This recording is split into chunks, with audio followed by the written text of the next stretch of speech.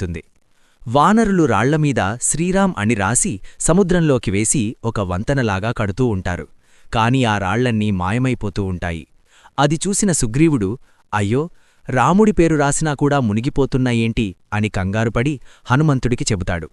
హనుమంతుడు వెంటనే సముద్రంలోకి దూకి మునిగిపోయిన రాళ్లకోసం మరింత లోతుకి వెళుతుండగా రాముడు పేరు రాసిన రాళ్లని సముద్రంలో నివసించే జలకన్యలు తీసుకొని వెళుతూ ఉంటారు.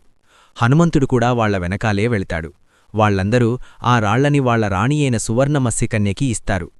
అది చూసిన హనుమంతుడు వెంటనే, ఓ మత్స్యకన్య, ఎందుకీ రాళ్లని తీసుకుని వస్తున్నారు? ఎవరు నువ్వు అనడుగుతాడు. అప్పుడు సువర్ణ మత్స్యకన్య హనుమంతుణ్ణి చూసి ప్రేమలో పడిపోతుంది. నేను రావణాసురుడి కూతురిని, మీరు నా తండ్రిని మోసంచేసి చంపాలి అనుకుంటున్నారు. అందుకే మిమ్మల్ని ఆపడానికి ఇలా చేస్తున్నాను అని చెప్పగా రాముడికి జరిగిన అన్యాయం గురించి హనుమంతుడు ఆ మత్స్యకన్యకి చెప్పగానే, అయ్యో,